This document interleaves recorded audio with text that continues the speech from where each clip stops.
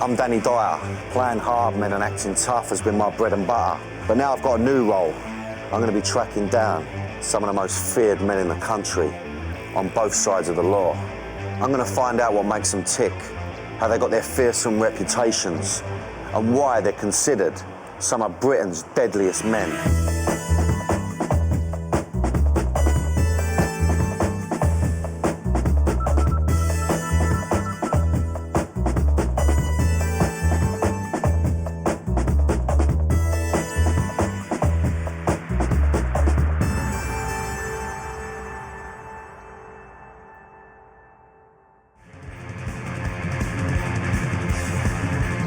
Welcome to the East End, London town, home to pearly kings and queens and the beautiful art of boxing. I'm here to meet one of the most brutal fighters to have been born within the sound of the Bow Bells. Oh, fuck me. He's an old school brawler who gained notoriety for nutting Audley Harrison, the Olympic gold medal winner. I don't care who you are, whether I hit you going over. And he managed to fight off 3 geezers with an axe in his head. In his spare time, he was a renowned East End enforcer, sent to persuade people to pay up. I bought away like 250 grand in a plastic bag once, you know, in a black bin liner.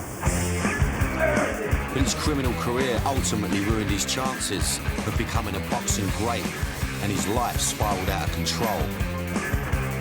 I'm entering a world of ultra-violence to meet the notorious Dominic Negus.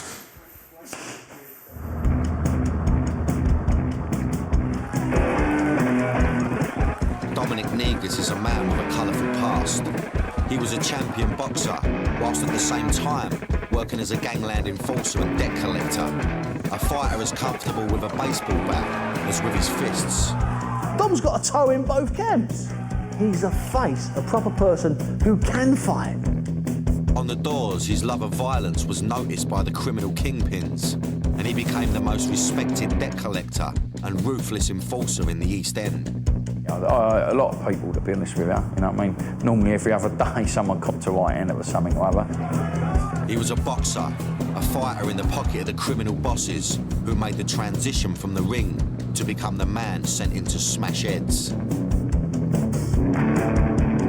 If a guy, a connected man, a proper man, let's say a gangster of any low level, mid level, high level, if he needs someone to do something for him, he will use a fighter. Boxers are used to getting here. So if someone needs something delivered, if someone needs something collected, and it might go a little bit tits up, it might go a little bit south, it might get a little bit tasty, it might get a little bit naughty, who would that guy prefer to be in charge of the handling or minding or watching the situation? It makes sense he'd like a fighter.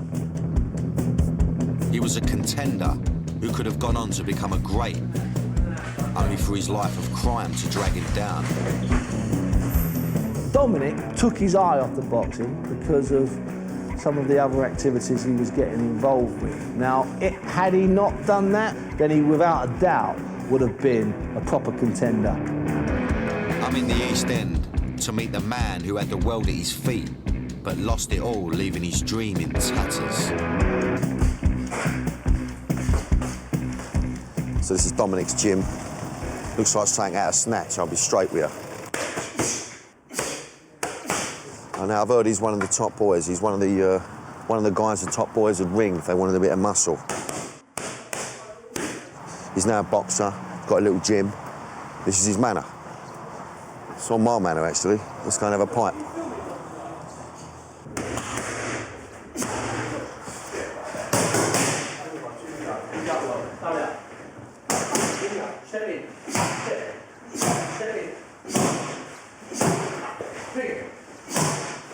So naughty dig.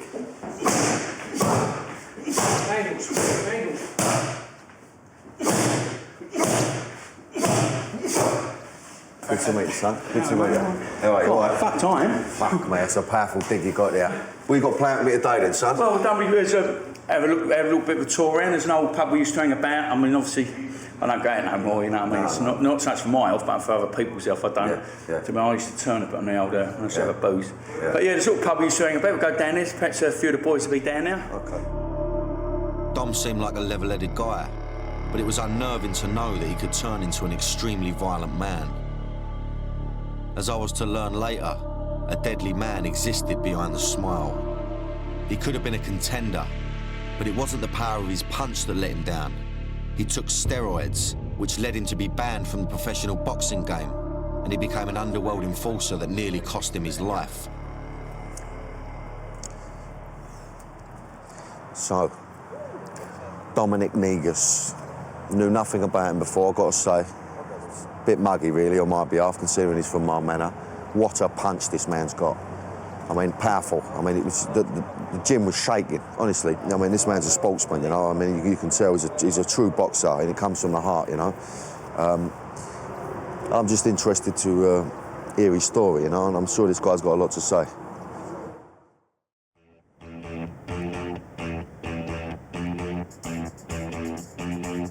I'm in Bethnal Green, London, with boxer and notorious Gangland enforcer Dominic Negus, the man who ruled the East End debt collection world with an iron fist. He's fought over 60 bouts as an amateur and pro, winning 45 times. Born and bred in the heart of the East End, he's a Bethnal boy who grew up in an area known for its skilled pugilists.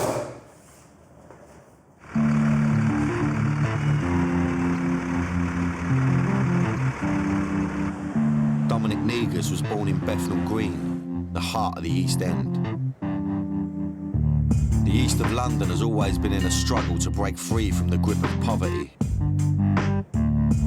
For young people growing up on these rough streets, fighting is often their only chance to escape to a better life. Poverty has been rife. And if you're poor, you want to fight. I don't mean metaphorically, I mean literally. You want to fight. And that's why there's never been a shortage of young boys being led by their mums, dads, parents, grandparents, big brothers, big sisters through the doors at the boxing gyms in the East End. It's a combination of hunger and it's a combination of desire. They want to fight. It's that simple. Dom grew up on these mean streets, but for the early years, he was on the wrong end of the punches. He brought me back to his old school to tell me about how the bullied kid turned into the bully. Yeah. So what sort of character was you in school then? Was you a lump in school or what? No, I had tight egg at school. I was a tubby little kid with glasses and curly hair and got the shit kicked out of me and like you're doing it to finish and become a bit of a worm at turn, haven't you? But it all changed for Dom when he entered a boxing gym. He realised he could fight back against the bullies and got his first taste for violence. It was ironic, really, because I knew him as a little kid. He was quite a little chubby little thing with little round glasses, and all of a sudden he used to put himself on offer. He used to go down all the gyms and spar with anybody, and that's what's made him the fighter he is. He's got a big heart. Dom had realised that he didn't just have to take the punches, he could dish them out, and he was starting to enjoy it. So at what point in your life do you realise you could throw a punch? 11 years old, got a right good hiding once, and I was 19 when I got my own back over on that estate, you know what I mean? And I remember getting in the lift with a fella, and he didn't recognise me because, you know, I did. I had a boot pin on my head for about a week, Reebok boot print, but. Oh, what? So these kids, he's bashed you up, right? Yeah, no, he's forgot all about it. Yeah, but I did, and so I just knocked him straight out. And he's going, you know, but Knowing that he could handle himself, he got a job where he could satisfy his newfound taste for violence. I started doing a bit of door work when I was 19, and where I got bullied, I'd definitely become a bully in the end. I was knocking out people every other day. I'd have a stand up with anybody, you know. I wouldn't give a fuck if you're Jackie Chan or Bruce Lee, mate. If I punch you in the chin, you're going for a kip. Yeah. You know, you go Thursday, Friday, Saturday. After years of being bullied, he was finally getting the respect he craved. I loved the reputation. It was like the fact you go to nightclubs, never had to pay for nothing, all of a sudden everyone knew you, especially like you go to Marbella, all the boys would be out there, come on, go, they really like you. Yeah. They just think, well, keep him out, because if he gets on a boozy turn and end up throwing us over the balcony. Yeah. You know, but to be honest with you, Dan, I just so wanted, where I suffer from being a kid, like the fat kid that got bullied, I so wanted the reputation, if you know what I mean. I was so striving to be a part of something that I did the most stupidest things just to get a rep. And to be honest, it took me, you know, I'm 38 now, it took me 30 odd years to get a reputation. It's going to take me another 40 years to lose it. I was starting to learn more about Dom and his addiction to violence. On the surface, he seemed like a nice guy, but he had a violent side. I didn't fancy seeing it.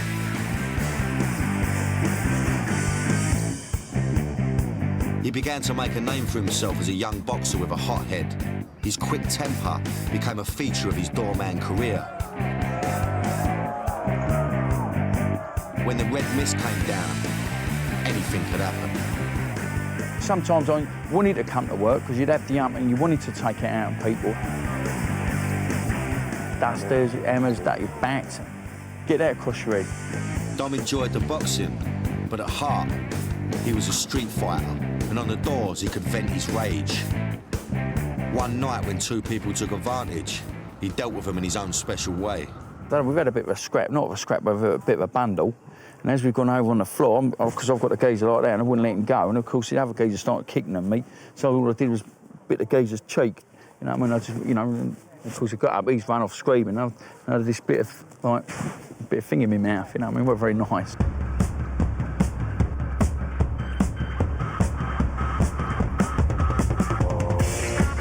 It looks realistic, don't it? While he was wreaking havoc on the doors, his boxing career was taking off.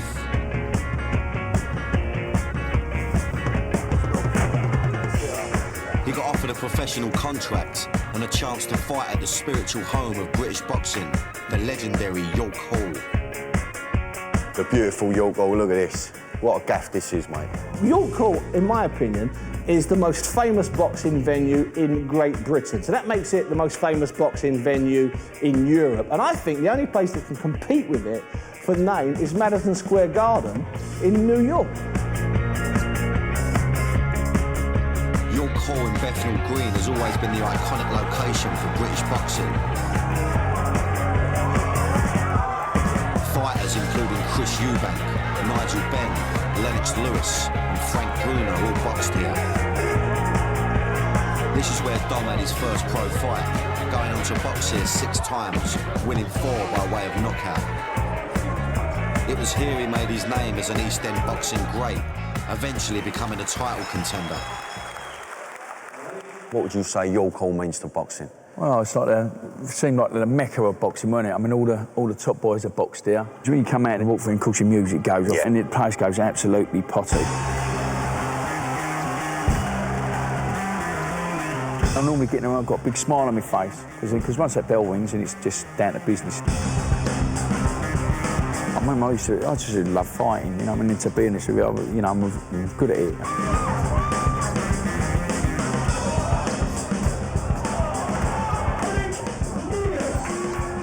Dominic dazzled the East End boxing fans with his brutal displays of the art. He won his first 7 professional fights, but soon caught the eye of shadier fight fans for whom violence was more than a sport.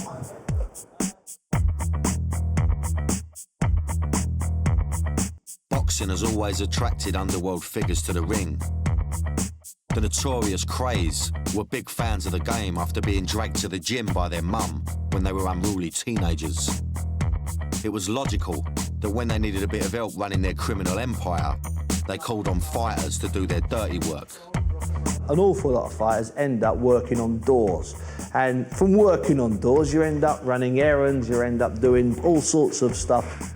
With boxing, you're always going to have the skullduggery around it. It was always like there's the shady characters in dark glasses, and it's like the gangster world, ain't it? People that come to you, oh, do you know so-and-so, so-and-so, and then introduce it, and you have all these different connections. You know, I mean, but as you said, it always seemed to stem around the East End.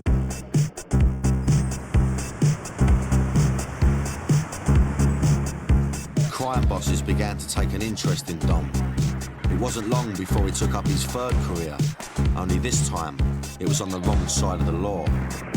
His other jobs as a boxer and doorman weren't paying enough, and the law of easy money tempted him to become a gangland enforcer. And it was such an easy transition. As soon as I got into the boxing and doing the door work, then everything else started coming. It was just, you know, just all spiraled into it.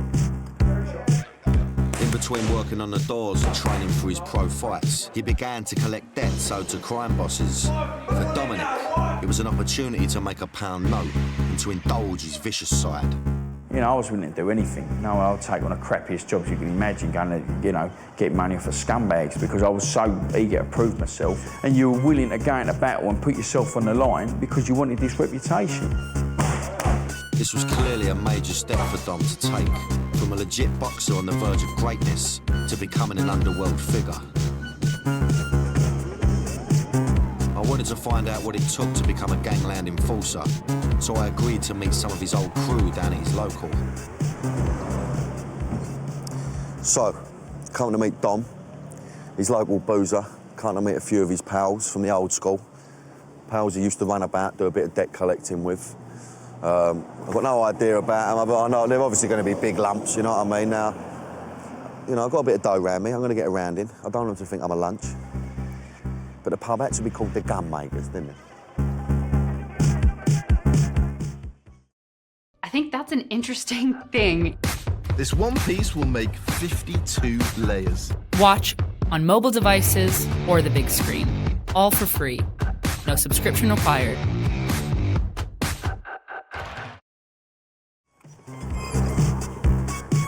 Hello, sweetheart. How are you, mate? Fine, thank you. Can I get a nice little? I might have a little pint of Stella, as it happens. You know Dominic Negus? Yeah. And yeah. So this is his local boozer, is it? Yeah, drinks in here frequently. Yeah. He don't start no trouble in here, does he?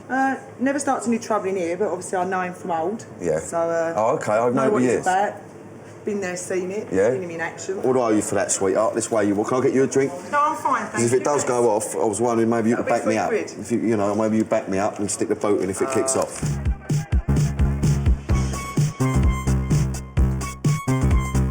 I still have a mouthful of my Uri Geller. Sit and wait.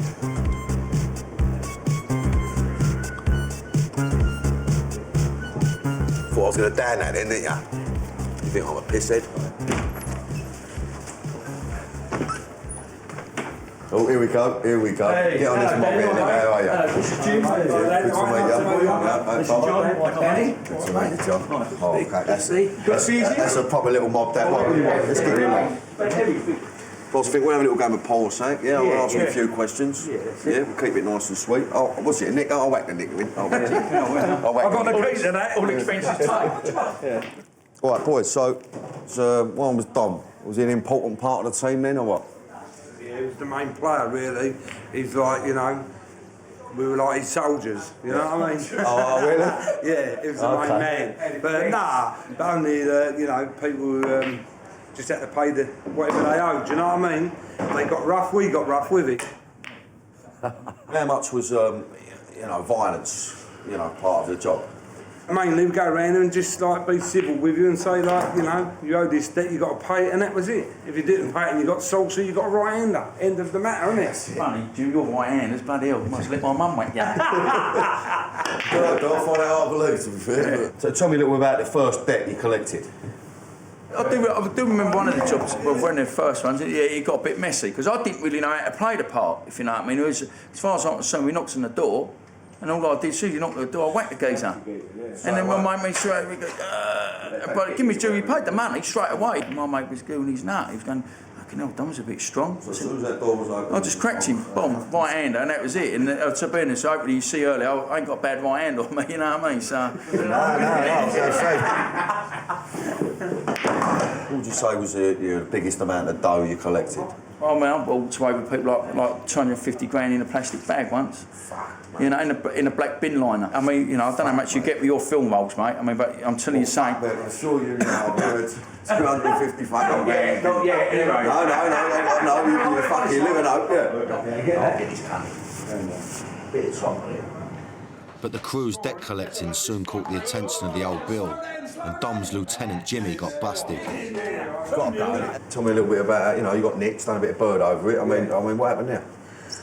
Well, I went round someone's house, a couple of brothers' houses in that, and they owed my pal a bit of money. Yeah. So he said to me, you go and collect the debt. He said, and you get half of the money. So I went round there with one of my pals, and... What a bit of dough was it, or? 30 grand it was. Started walking up the road all of a sudden. Police cars everywhere. Machine guns and everything, the old Bill. Anyway, nicked me and cuffed me, and nicked me for demanding money with menaces, and they give me 14 years. If I was a nonce, I'll fucking get 2 months. That's what I'm saying, you know what I mean? There's no justice. There's no justice. Let's walk up here a little bit.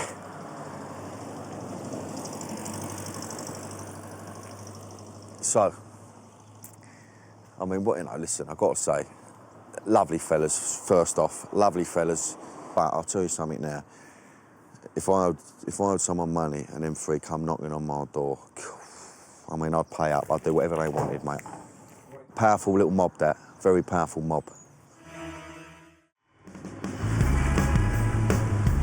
I'm in London with East End enforcer Dominic Negus. He told me how he went from being a bullied kid to a pro fighter. I'd ever stand up with anybody, you know, I wouldn't give a fuck if you're Jackie Chan or Bruce Lee, mate. If I punch you in the chin, you're going to a kip. And he'd introduced me to his debt collecting mob. If I owed someone money and them three come knocking on my door, I mean, I'd pay up, I'd do whatever they wanted. Dom and the crew kindly offered to show me what it was like to be on the wrong end of a debt collection. Being game, I offered myself up to play the role of the man who owed the cash. I was just hoping they wouldn't get carried away. So, Dom and the boys, they're going to show me a bit how this debt collecting thing works. A bit of role play for a start, you know, so it's just a bit of role play. Don't take it too seriously at home, all right? Now, I owe them 20 grand, we're saying. They're going to knock on my door, they're going to go through the motions. We used to be so blinkered about things because that's what we did, you know what I mean? We were debt collectors, but also, we would say debt collectors, you know what we were? We were more negotiators, you know, hard, iron fist negotiators. I'm not sure this is how the Halifax would have dealt with it, all right? Sort his mugs out. You Danny? Yes, mate. Hello, mate, you all right? Mind if we come in? Yeah, all right, no, come in, yeah, no problem, no problem, yeah. Saying some horrible things I wouldn't even want to, I'm not going to talk about. And I used to get a kick out of it because I was bloody good at it, because I was so blinkered about things, I wouldn't give a toss, you know what I mean? People getting cut and things like that, and I wouldn't give a monkeys, you know what I mean? Because that's how it was, you know, people getting their heads kicked in and, you know, people getting knocked out, and it was just every day. We couldn't become every day as such that everyday occurrence, it was just the norm. What's that? Hold up a minute, mate. Hold up a minute. Hold up. Joe sent us round. Yeah, no, listen, I'm not... 20 grand for the murk. The crew used to collect money on behalf of the crime bosses from people who couldn't go to the banks or the police. All right, well... Get ready and we're going. Yeah, we come with you. Whether it was for a car or a drug deal, as soon as the debt needed repaying, they were sent in. Either give us the fucking money, or we can go the other route, you know what I mean? Well, I've got it, but I've got to do a bit of running about to sort it out. I was experiencing what it was like to feel the threat. And what I was hearing weren't pretty. I just wanted it to be over before I knocked them all spark out. Sometimes how you do it, the thought of the violence is much more intimidating than the actual violence. If I went bang and whacked you on the chin, it don't really hurt that much until you wake up, then actually the thought of it, you know what I mean? So sometimes it's the mind game. That's what I'm saying, is that what you're threatening. Of course I wasn't in any danger. But in the role play, they revealed a little of their techniques. If you knock on the door, you know what motor they've got, because you've got a bit of info, and say, sorry mate, I'll just hit your motor outside. First thing he wants to do, get outside, see what you've done with his motor. As soon as he's outside. For Dom and the crew, working as debt collectors meant that they were operating outside the law. Who's allowed to hit anybody? Nobody. No. But it depends. But then listen, if you owe money for something dodgy, then how can you go to the old bill? No, you can't play both sides, can you? If it's, again, drugs were never my game, but I can't say I never collected money for. I've, done the odd thing, but at the end of the day, you just got to go and pick it up, and that's what it is. It's no man's land, ain't it?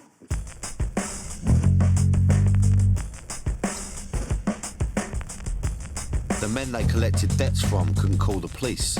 They had to suffer the consequences like beatings and stabbings. Dom knew that he was creating a lot of enemies who one day might come back to haunt him. This was no man's land.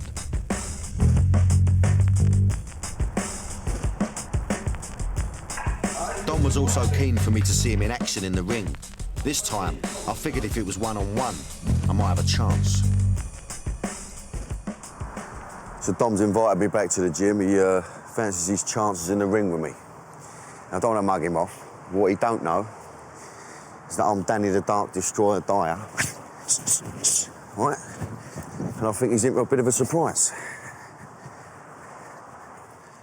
Hey, up there. Dominic Negus, ladies and gentlemen. How are you, son?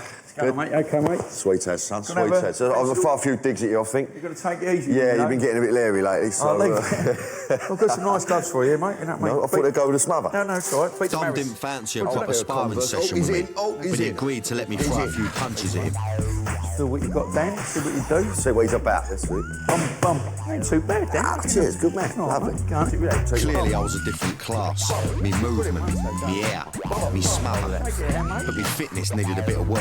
You're getting a sweat up, mate. Is that in the contract? No, I said fuck. I'm earning me dough on this one. I'm fucking earning me dough. Yeah, oh, that was going. I felt it was only proper to repay the favour. Right, let's have a swap over there. Go on, right? yeah, You're go on. fucking beat the out of me now over the fucking ring.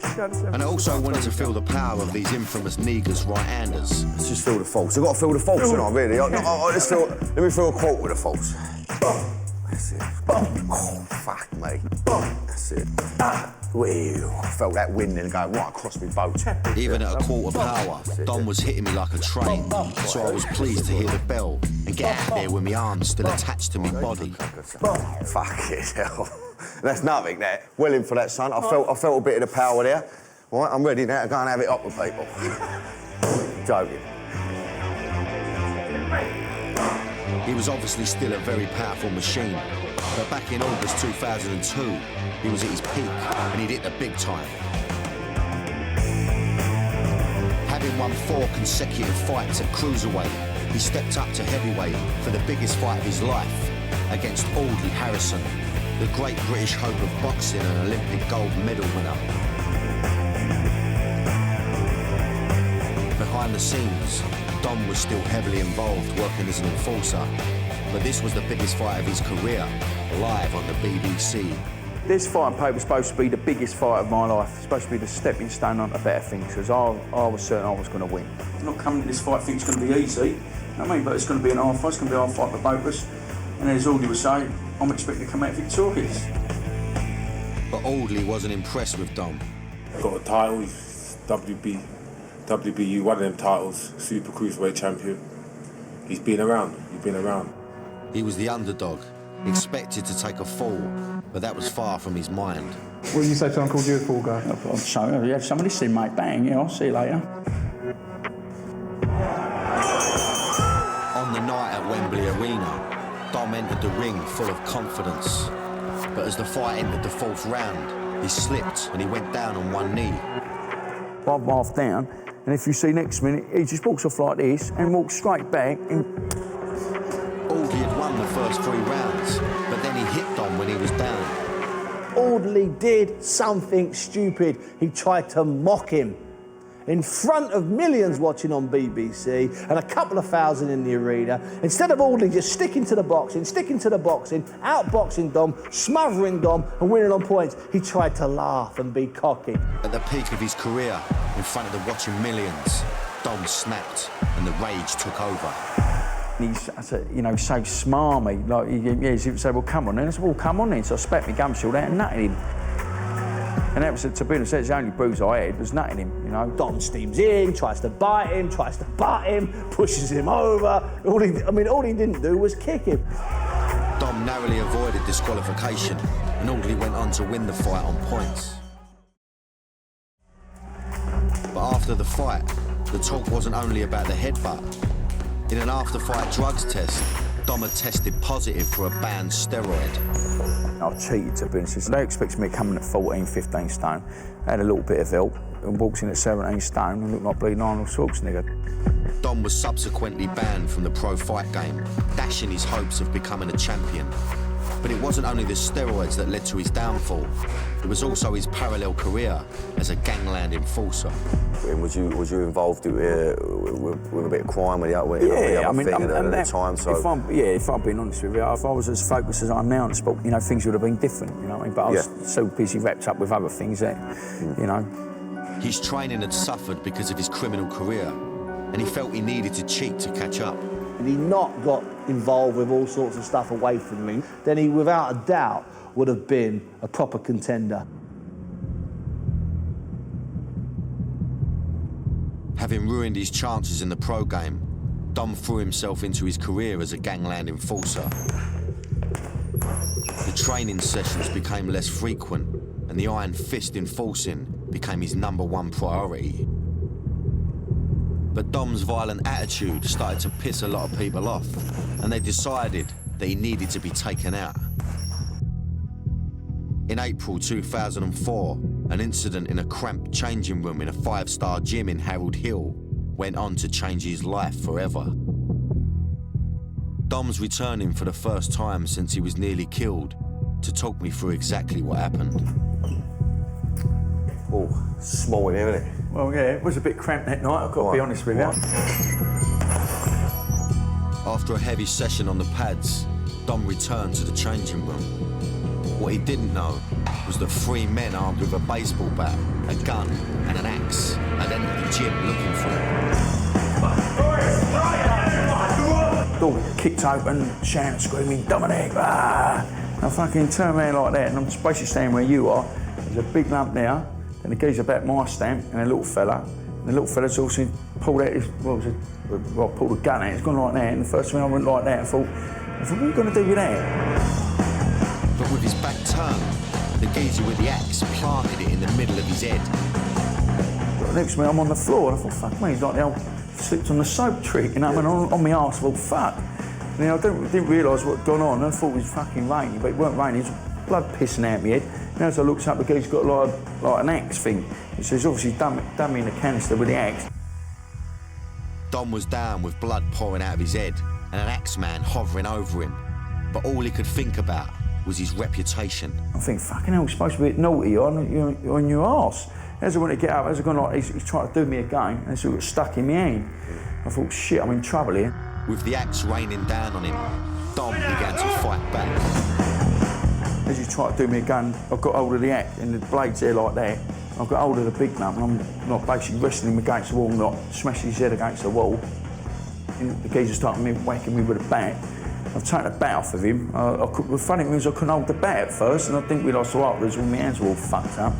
Having taken care of the axe man and wrestled the bat away from the other attacker, Dom had turned the tide. And the next minute they've all looked at me and we were fucking state. Next minute they've all basically bolted. Having fought off 3 armed attackers, Dom was left with a fractured skull and over 60 stitches in his head, arm and hand. Dom wouldn't tell me who he thought the attackers were for fear of reprisals. So, Dom, I mean, you think, right, you've been naughty in the past, you've upset a lot of people, right? Yeah. But you can't obviously pinpoint it to a certain thing. But well, listen, Dan, if I'm being honest with you, mate, I mean, you led that life, and if I'm being deadly honest, I deserved it, mate. I mean, the 3 fellas, I know you keep going, them 3 fellas I am such a big debt to, because they just made me realise, A, what a fucking arsehole I've become, but B, that weren't a life for me. So this was basically, it was this attack that made you start thinking about things and why you changed your life. Near that day, I thought, nah, time to get out now. You know, I mean, I've just been very lucky. You know, it could have been a lot worse for me. After the attack, he saw how his horrific injuries affected his wife, Nick. The biggest life-changing thing for me, right, you know, that was a massive part, but seeing how scared Nick was. And do you know what? I've taken me off to the I own that girl so much more than she'll ever realise, and it does makes me want to cry now, because she never fucking moved, Dan, I promise you, mate. But to see how fine she was, and then so I thought, this has got to stop. Yes. And then from that day, I thought, bang, that was it. Well, I've got to say, fascinating story. You know, when you're standing there with 3 geezers, one with a gun, a baseball bat, an axe, and they're coming towards you, I think 99% of men would melt, you know what I mean? It's like this very small percentage of men that are going to stand up and they're going to deal with that, and they're going to deal with that situation after having an axe put in your nut. Big moment in his life, turning point for him. It's nice to see that side to him where, you know, he's getting a bit choked up, and I know he's quite an emotional person, you know. And it's good to see that side to him, you know.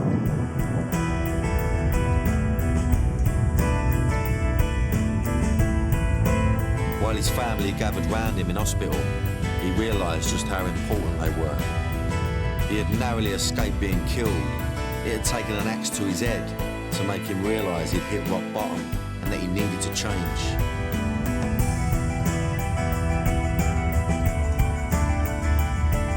He immediately brought an end to his life of crime, something that had cost him his pro boxing career and a shot at the big time, and nearly his life. For Dom, renouncing his role as a gangland enforcer, the reputation and the violence was an easy decision to make. But being a fighter was in his heart, so it didn't surprise me he'd found something else to channel the rage inside. Banned from the professional fight game, he's turned to the world of unlicensed boxing to ply his trade. Unlicensed boxing is a mishmash of styles and levels. The unlicensed game falls into several categories. You've got the unlicensed straighteners that take place in fields or in the backs of pubs, and they're fairly brutal, they're fairly nasty. Then you've got the very organised unlicensed business. And what you have in the ring then is you have fighters that have been banned from boxing under British Boxing Board of Control licence, thus the expression unlicensed. At the more brutal end is a no-holds-barred battle where knees, elbows and headbutts aren't uncommon.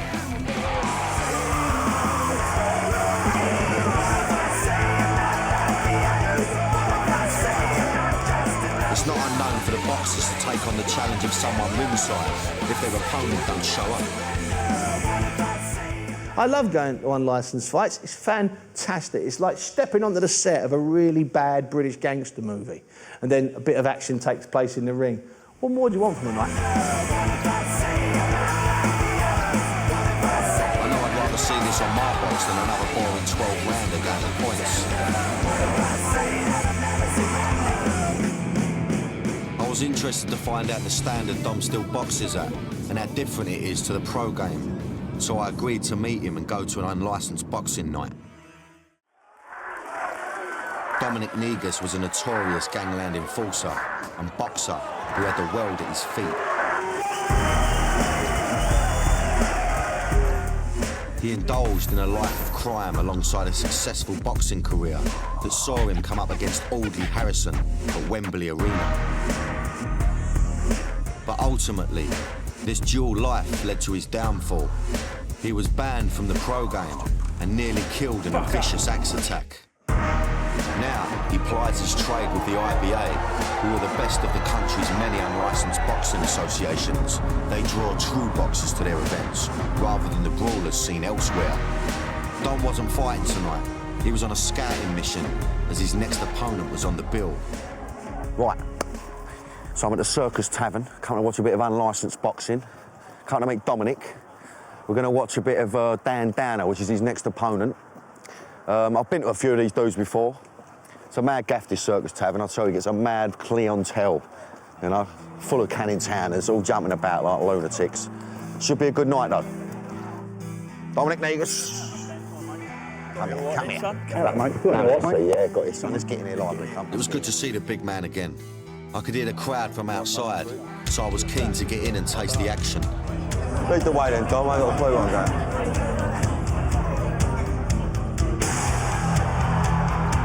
Every Friday night, 3,000 rowdy fight fans gather to cheer on the fighters turning the Circus Tavern into a gladiatorial arena. Dom's their prize fighter and former world champion, so he had a bit of clout. I could smell a heavy mixture of Old Spice and sweat as we walked through into the VIP stage and took our places amongst some top boys, including former bare-knuckle boxing champion Roy Pretty Boy Shaw.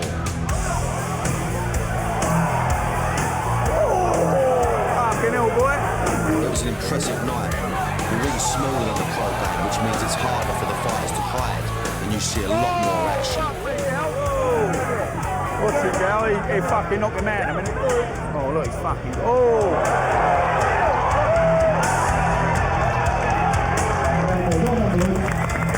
This was show business with blood. The atmosphere was electric, and even the kids were enjoying it. Dom's next fight was for the IBA World Championship against Danny Dyer, who was on the bill tonight. He led me backstage for a quick chat with a man who was prepared to face the infamous Dominic Negus. Good to meet you, mate. Pleasure. Now, I didn't realise how pally you was. And it's nice, isn't it? Nice. We're actually really good mates. Yeah. It's nice. He's a class fighter. All right, okay. It's a fight born out of respect, you know. Mate. I've always had a lot of respect for Dom, and he's been there and he's done it. Yep. And to fight him, I would consider to be a true test of my ability. ability. Okay, so is this the toughest part of standing in here, or I mean, you just can't wait to get in the ring now? Is that that feeling? Yeah, we're ready to go now. Yeah? Ready to go. Right, bang on, Nick Grover. Yeah, he's the man, if you like, that. Dan was a nice bloke, and it was good to see him getting on. But I couldn't help but think this was a long way away from Audley Harrison at Wembley Arena.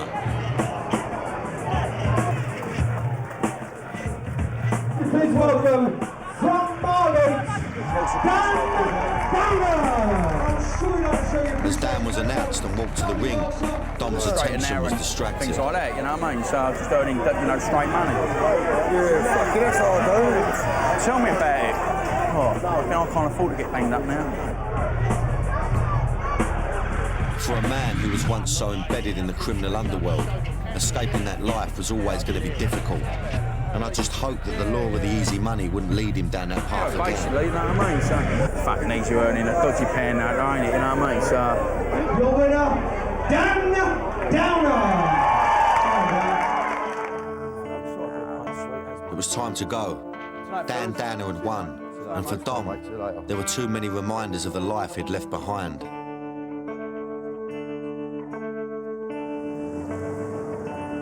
Having led the life Dom had lived, it wasn't surprising that he would be constantly reminded of his vicious past. I wanted to meet up with him for the last time, to find out whether he could really turn his back on his old life and the law of easy money, and what the future held for this former Gangland enforcer.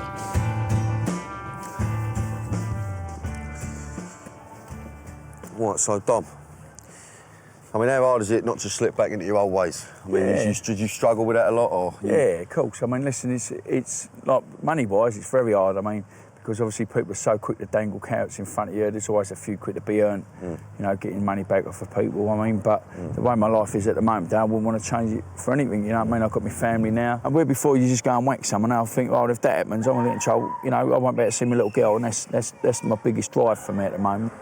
Dom had got out of the crime business for the right reasons.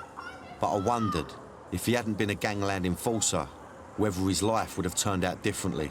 So, I mean, how far do you think you could have gone in boxing if you'd have stayed away from the other bit of work and you'd have just, you know, lived and breathed it every single day, as you know what the discipline is? I mean, how far do you feel you could have gone? And I mean it. I mean, I really think I could have gone all the way in the pro ranks. I mean, I've only got myself to blame for that, but it's no good me looking back, because I've got a future to think of now. So what does the future hold for you then, Dom? You know, it's day at a time, really. You know, all I want to be able to do is like be able to earn a straight bit of money, like I'm doing, have a mortgage and have an house, and let the kids be proud of me. I believe that he could have gone on to become a great in the boxing world if he hadn't have got involved so heavily as a Gangland enforcer. I was pleased he'd seen the light and was now living straight for his family. Hopefully, in the future, he won't slip back into a criminal career that very nearly cost him his life.